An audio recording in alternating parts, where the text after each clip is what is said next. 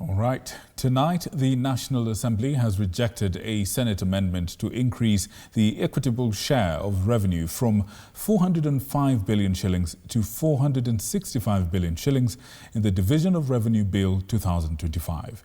This comes after the Majority Leader, Kimani Ichung'wah, cited fiscal constraints, citing an increase in the allocation by 60 billion is not practical under the current economic conditions. Our senior political affairs reporter, Apollo Kamau, with the details. The National Assembly and the Senate have once again locked horns on the perennial standoff on the equitable share of revenue to the counties after the National Assembly overruled their Senate counterparts by rejecting the Division of Revenue Bill 2025. As members of the Court of Opinion say nay. Nay. In the amended version of the bill, the Senate had proposed 465 billion shillings against the National Assembly's proposal of 45 billion shillings, an increase of 60 billion shillings, which was shot down by the National Assembly. And bearing in mind the fiscal space that we have, Honourable Speaker, it may not be practical to increase by 60 billion shillings. I hear the member for Bumula saying we should be reducing, not increasing.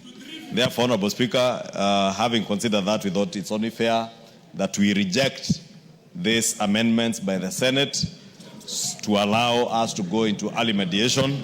Bumula MP Jack Wamboka seconded the motion, terming the Senate proposal as unrealistic given the current economic climate.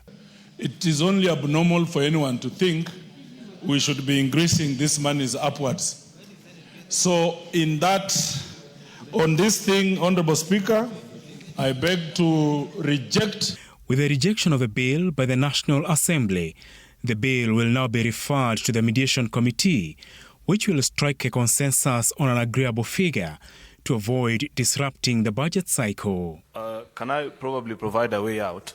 In defense of the devolved units, senators had argued counties are under financial strain, pointing out delayed disbursements, ballooning wage bills, and other rising costs. Counties are, however, on the spot over their spending patterns, with some spending half of the equitable share on recurrent expenditure. We sit in the Public Accounts Committee, and Honourable Speaker, some of those counties, if you hear the stories in those counties, you will see that there is absolutely no justification to add the money.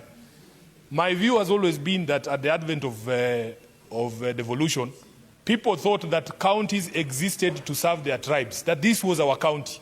During the Madaraka Day celebrations, ODM party leader Raila Odinga called for more allocations of funds to the counties for faster equal development across the country.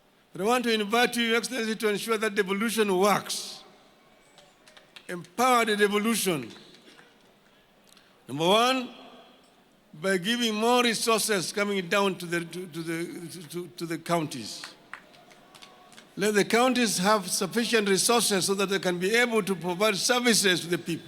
Odinga is also pushing for the National Government Constituency Development Fund to be managed by governors, a position that has put him on a collision course with members of the National Assembly. Apollo Kamau, TV 47.